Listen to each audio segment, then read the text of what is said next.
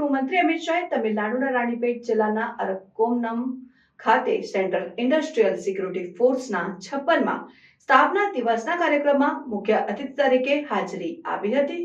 કેન્દ્રીય ગૃહમંત્રી અમિત શાહે તમિલનાડુના રાણીપેટ જિલ્લાના અરક્કોનમ ખાતે સેન્ટ્રલ ઇન્ડસ્ટ્રીયલ સિક્યુરિટી ફોર્સના 56મા સ્થાપના દિવસના કાર્યક્રમમાં મુખ્ય અતિથિ તરીકે હાજરી આપી હતી।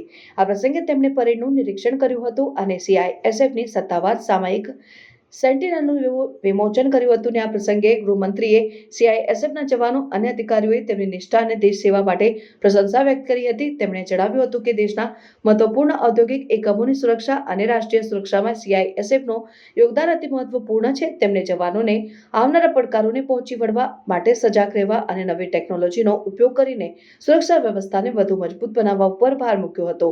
આ પ્રસંગે CISF દ્વારા સાયક્લોથોનનું આયોજન પણ કરવામાં આવ્યું હતું, જે 25 દિવસમાં 11 રાજ્ય અને કેન્દ્ર શાસિત પ્રદેશોમાંથી પ્રસાર થશે।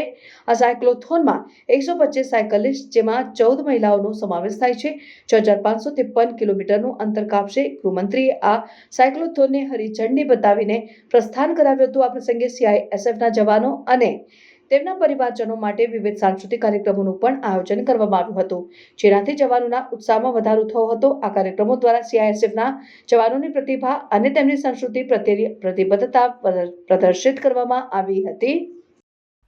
देश के कई कोनों में, चाहे बंदरगाह हो, चाहे मेट्रो हो, चाहे एयरपोर्ट हो, लगभग रोज 1 करोड़ लोगों की आवाजाही को हर खतरे से सुरक्षित करने का काम अपने CISF के जवान करते हैं। और 1 करोड़ लोगों की आवाजाही देश के औद्योगिक विकास, देश के शैक्षणिक विकास और देश के सुचारू संचालन के लिए बहुत महत्वपूर्ण है।